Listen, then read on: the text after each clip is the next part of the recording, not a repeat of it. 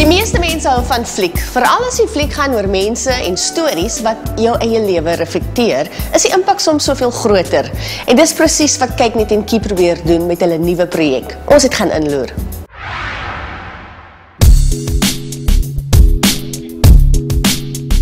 Kyk Net en Kie het sopas 'n opwindende nuwe projek geloods, vol drama, romanse en intrige. Verhale oor ons gemeenskappe, ons mense, ons issues. Hierdie is ons stories.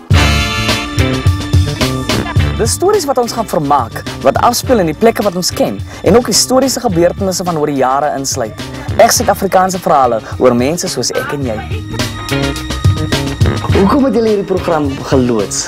Weet jy dit, ons besef ons kykers is mal oor dramareekse, komedies en films en minireeks en sulke goed. So ons het besef ons wil nou 'n reeks flieke doen. Dit is belangrik vir ons om oorspronklike materiaal te kry en ook stories wat resoneer en het relevantie met ons kykers. En dit is letterlik stories van die breingemeenskap. Is van die breingemeenskap.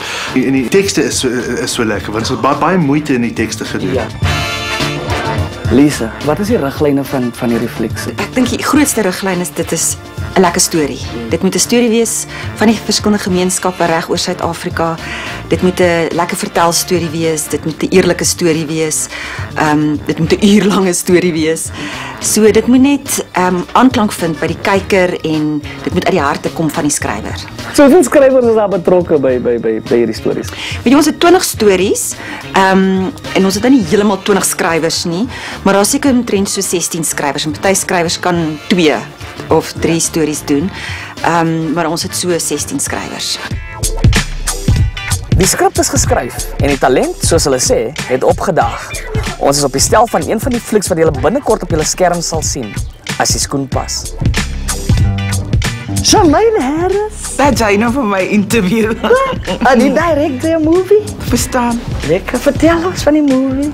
Weet jy, dis 'n breinstorie wat algemeen is. In die breingemeenskap was daar vir 'n lang tyd en ek dink dit word nou beter afhangende van watter provinsie jy natuurlik in is daar daai hele ding van my wit familie versus my swart familie. So ek dink die kern van die saakie begin eintlik daar, jy weet, en daai ding van die een dogter wat ligter van kleur is en die ander een wat donker van kleur is in die manier hoe hulle en die een se hare styler en die ander een nie, en dan kom hy wrywing daarso en die twee susters het verskeie besluite gemaak, maar dit kom vanuit dieselfde plek en dit is insecurity. Ja.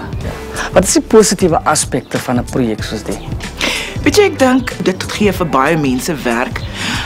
Dit lig nuwe akteurs uit. Dit gee breinskrywers 'n kans om hulle eie stories uit eie volksmond te begine vertel. So ek dink daar is iets wat meer autentiek is wanneer iemand vanuit 'n kultuur iets skryf of aanpak waarmee hy bekend is. Adrian, vertel ons van jou rol in hierdie As die skoen pas. Ek speel die rol van Gakkie en hy is basies nou maar net 'n pirewaier gangster, drug dealer tipe van ou. En hy sien 'n kansie so raak, want hy probeer geld uit die ryk suster uitkry. Luister, hoekom moet hierdie stories vertel word? Ek dink dis 'n tipe van escapism, maar op 'n goeie manier ook. Want al het jy nie spesifiek hierdie probleem nie, kan dit aanklank vind by iets wat jy deurgaan of iets waaroor jy dink. En veral sulke diepe issues. Ek weet ek klink so sleg ene, né?